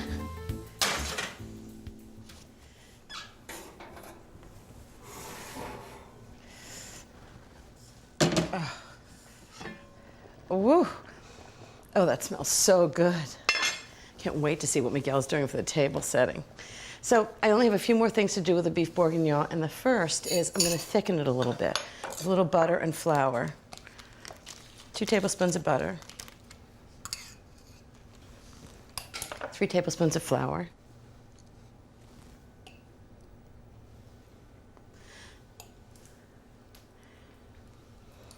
This is a really easy way to thicken a sauce. Just mash the flour and the butter together. You want to have room temperature butter so they go together. It just takes a second, but it's really worth doing right. Okay. Okay, that looks like it's done. Just until it's all mashed together. I'm just going to put it in and cook it just a bit. It's just going to...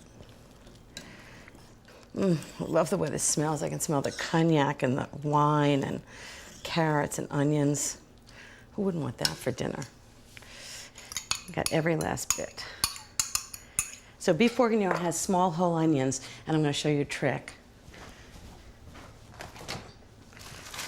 Instead of peeling all those onions, I use frozen small whole onions, and they taste just great. When it comes to big onions, I don't mind peeling and chopping them, but when they're really small, I like the frozen ones. And you just dump them in. Mix it up.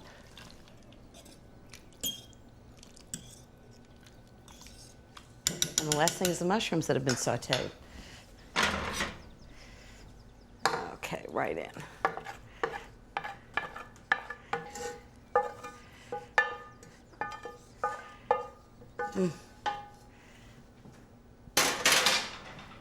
I'm gonna let this simmer away for about 15 minutes until all those flavors are together, the beef and the bacon, carrots, onions, little garlic, all that wine and cognac and mushrooms. Oh, this just smells so gorgeous.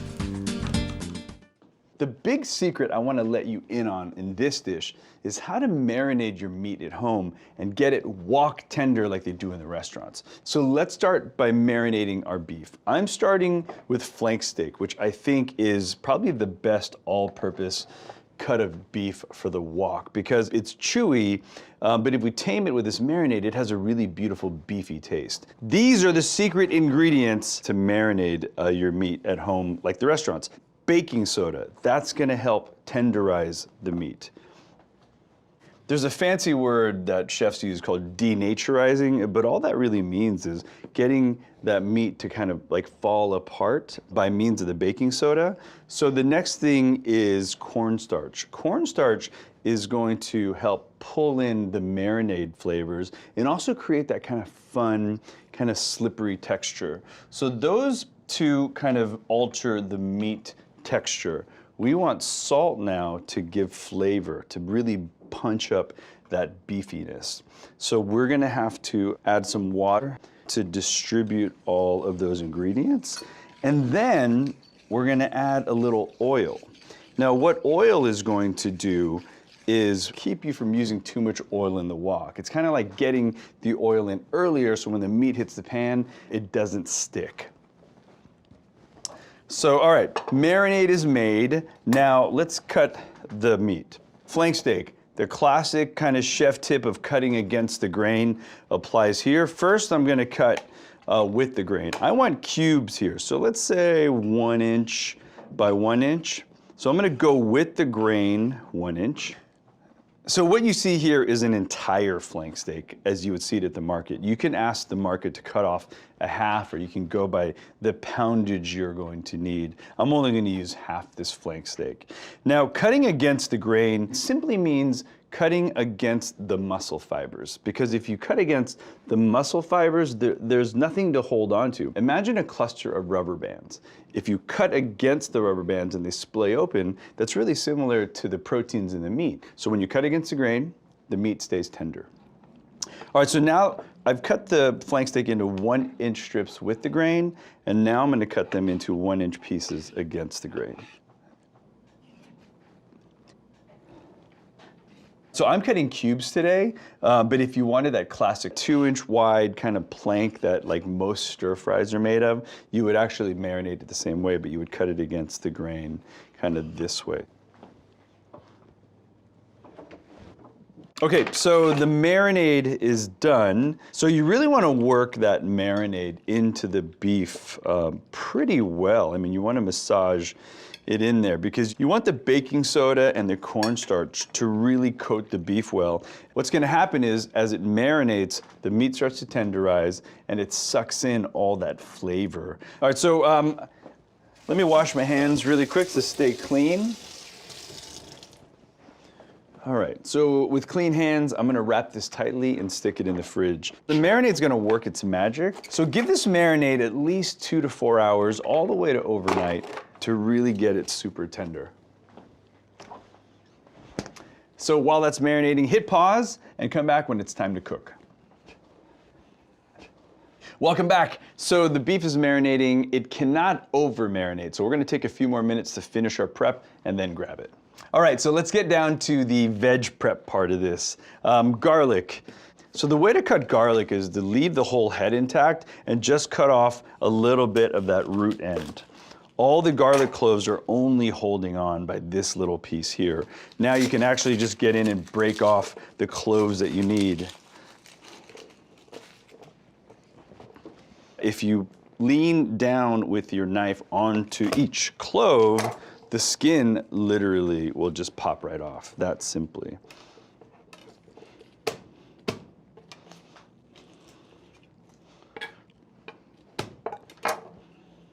Now with the garlic cleaned, I'm going to show you how to mince. Don't mince garlic too finely for the wok. All you're going to do is smash it as flat as possible. And then with your guide hand, which is your non-dominant hand, make sure to curl your fingertips under and make sure to keep that thumb behind those guide fingers. And I'm just going to do a nice thin slicing pass, meaning 1/4 to 1/8 inch. Once that's done, quarter turn the garlic and then give it another thin slicing pass. That's as far as you're ever going to need to take garlic for the Asian kitchen. I'm going to push that over to the side. I also like rinsing my knife after garlic because garlic has these really delicious pungent oils, but they are sticky.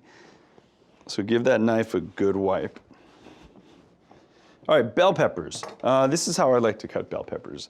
Remember the Jet Tila rhyme, a tile becomes a slice becomes a dice. So first we'll take a 1/4 inch tile off the back, we'll take a 1/4 inch tile off the front, and usually if you know what you're doing, the stem pops right off, just like that. And now insert the knife into one side, don't go all the way through, flatten the knife and just roll the seed pod away and you get these perfect little planks of bell peppers. I'll do a little faster on this one. So front, back, knife in, and roll. It's also a really cool way to impress your friends when they come over. Also, to keep your work efficient, I like to put both bell peppers on top of each other, cut them into planks. And for this, actually, I think I'm gonna cut large dice. So 1 inch by 1 inch works for me. So there, and I want both colors. And same thing here. And if you wanted to save some for garnish, I'm totally cool with that too. And with the tops, by cutting your bell peppers this way, you have 0 waste.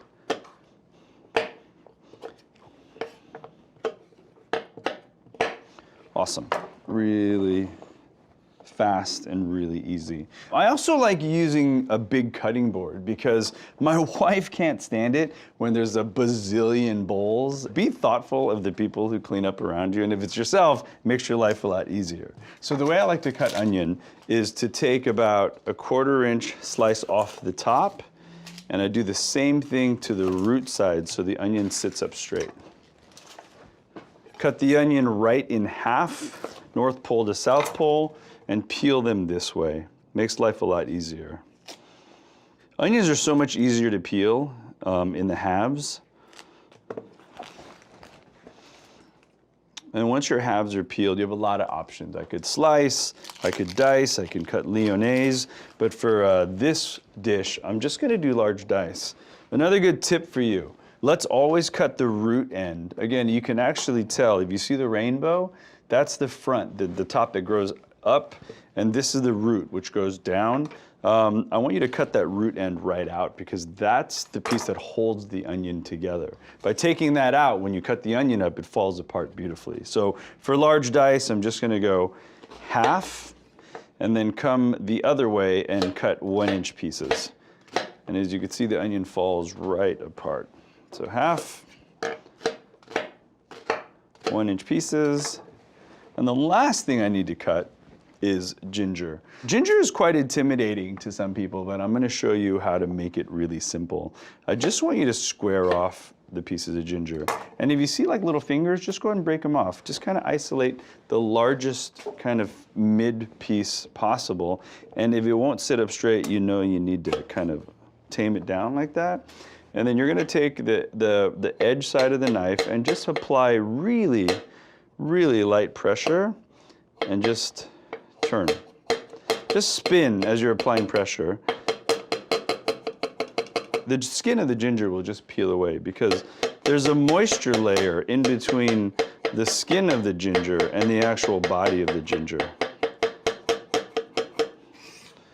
And peeling ginger actually is purely cosmetic. You really can't taste the difference between peeled and unpeeled. So for this cut, I want that blades of grass cut. So again, if it rolls, tame it, 1/8 inch slices.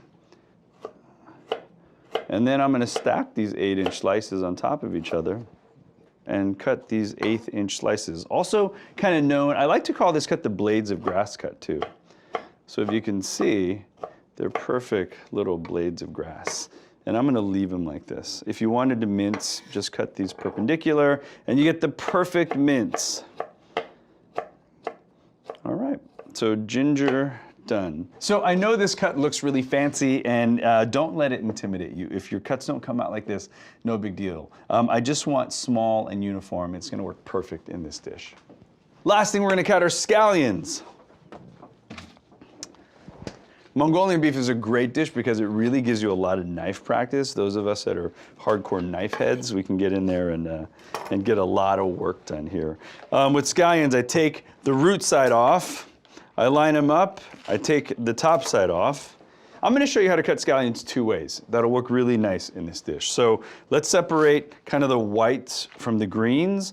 With the whites, I just want you to bias slice them into 1 inch. And all that means is this is perpendicular, put a little angle on it and keep them about 1 inch. And we're gonna cook these like veggies with the onions and the bell peppers. Let's take the greens now and create a beautiful garnish. So all I want you to do is kind of stack them. Remember, perpendicular is no bueno in the kitchen. You want a nice little angle. And then with this little bias slice, it creates a really pretty garnish. And I always do them this way just because they look better. And you always eat with your eyes before you actually eat the food. And if the food looks great, it's gonna taste better. All right, scallions are done. I just need to make my sauce and we're ready to go.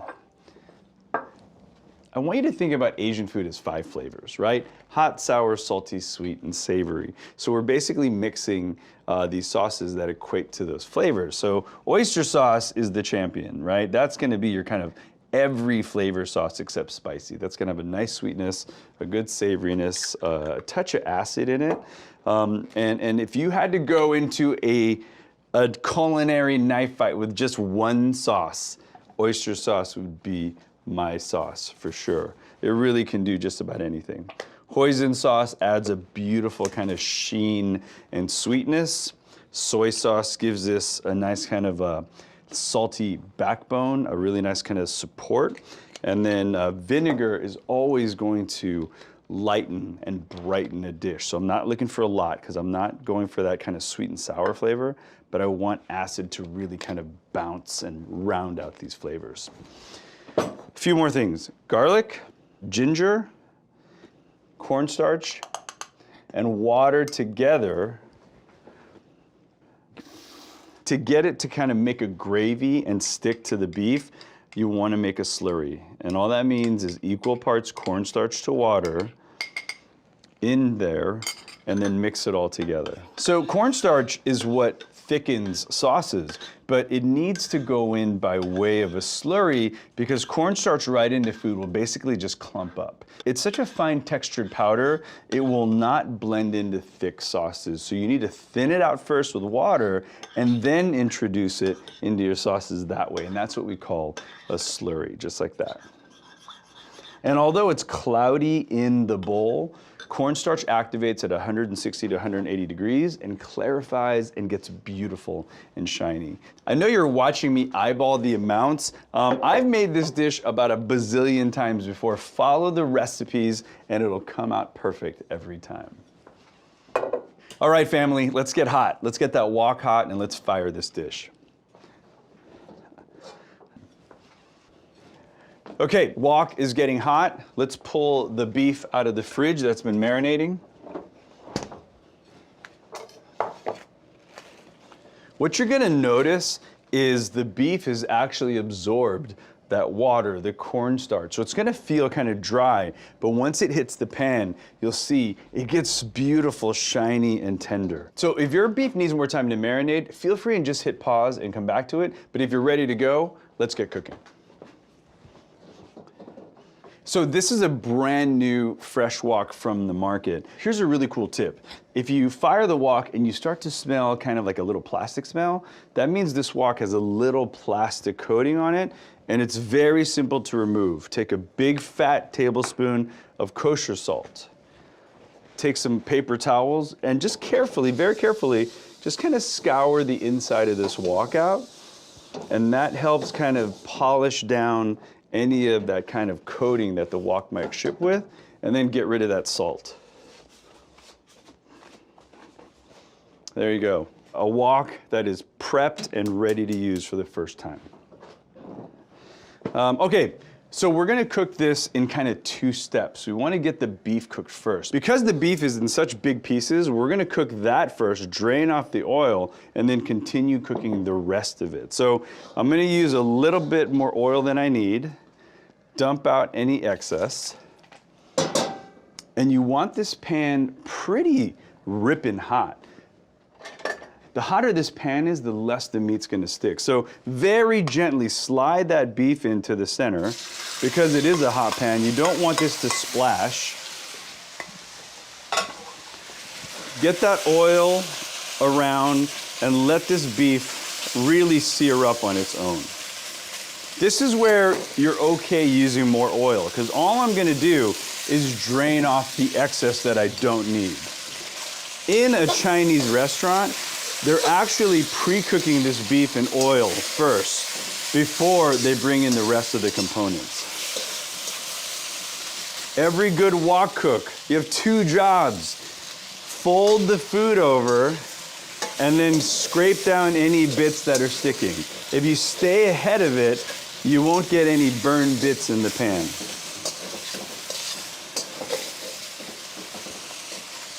So I want you to just brown the exterior of this beef and take it to about medium rare, because I'm trying to account for the cook time of what's left. So I've got big old pieces of onions, I've got big old pieces of bell peppers, and they're probably gonna take about 4 to 6 minutes. So I need to get this beef from 4 to 6 minutes of perfectly cooked, if that makes any sense.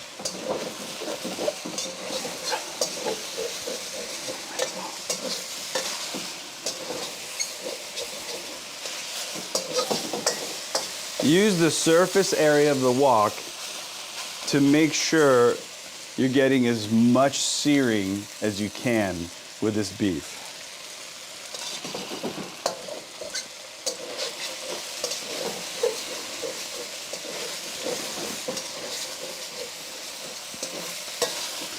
And again, I've used flank steak here, but if you want to get really fancy and use like a filet mignon or a tenderloin, that's also a beautiful way to go with this dish.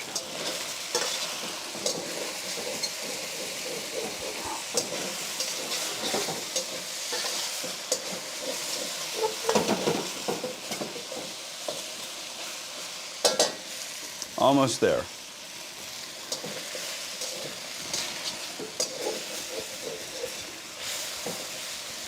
So the beef is medium rare, and I want to drain off any extra oil I really don't need. So I'm going to give it a final really good scrape, and then just drain off any excess oil that I might have.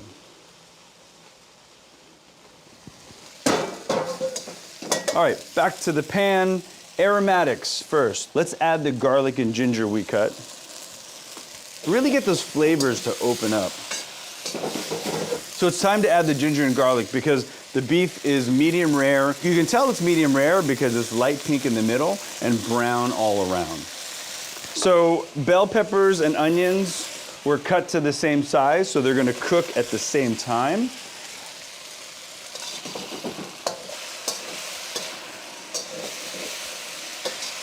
So I cut way more bell peppers and onions than I needed because I really wanted to show you that technique, but I'm just gonna reserve these for the next dish.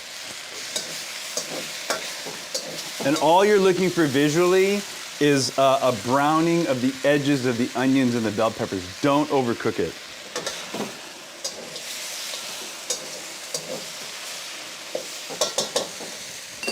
All right, let's get the scallions in that we left large. And I'm gonna stir this sauce before I add it to the pan because I want that cornstarch to be really mixed in. And this is the perfect time to add some dried chilies.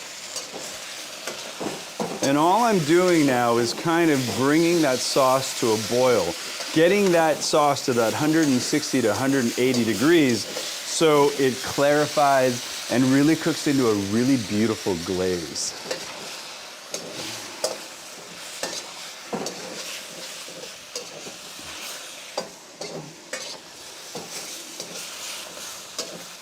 Mongolian beef is definitely one of those Chinese-American classics that existed for a long time. And a lot of people kind of try to bust my chops about authenticity. I mean, I'm an Asian-American kid born in the United States. This dish is authentic to me. You know what I'm saying? So, you know what? I have no issues calling this an authentic dish. So the sauce is actually starting to bubble and thicken, and that's telling me I'm really close to done.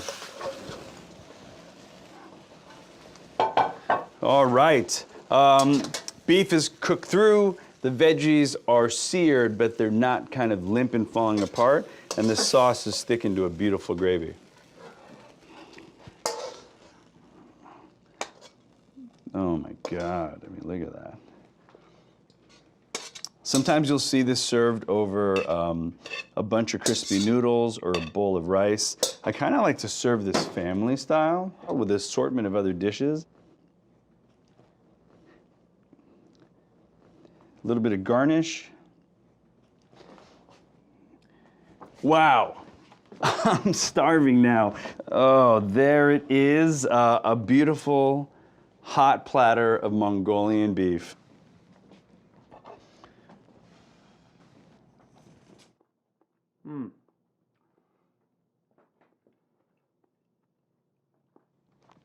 That marinade makes this beef really feel like filet mignon.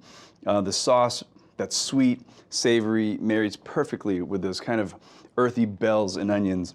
Well, there it is, my friends, Mongolian beef. Thanks for cooking with me today. I really hope you had as much fun as I did, and we'll see you next time.